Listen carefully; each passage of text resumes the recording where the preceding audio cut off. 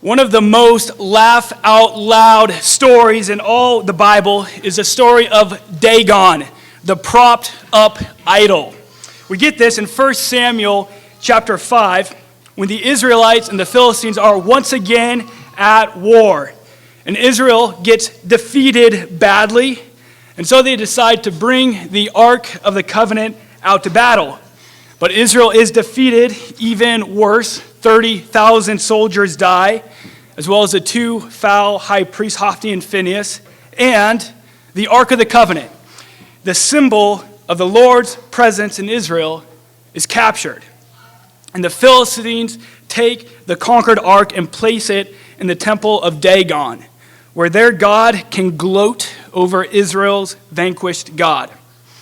But when the priests arrive in the morning, Dagon has toppled over and is lying face down before the ark.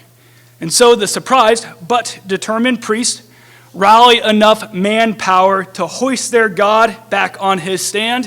1, 2, 3, heave, and position him for another day of triumph.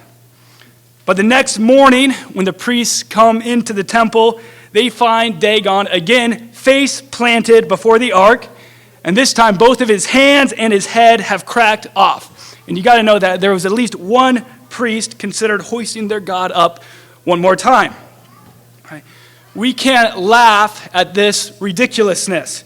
Right? Something's not quite right when you have to prop up your own idol. Right? Where is the super glue? My God's head is a little bit wobbly. And it's so laughable. This is so laughable that you should remember the story of propped up Dagon the next time you are tempted to hoist up your own idol.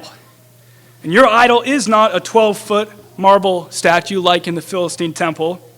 An idol can be anything that vies for your worship and is the source of your confidence. So, want a clue to know what your idol may be? Consider what you have to keep propping up. What keeps toppling over and you have to, 1, 2, 3, hoist up your public image back on its pedestal. Self-brag about your grades or your business success. Prop up your kids' sporty ability. That might be your idol. And consider when any idol battles for preeminence with the living and true God. Who do you think is going to be spread-eagled on the ground? And if Dagon still had a hand, he would raise it up. So the charge is this: don't prop up any idols. Let them crash. And then go and worship the victorious God. Go and worship the God who laughs.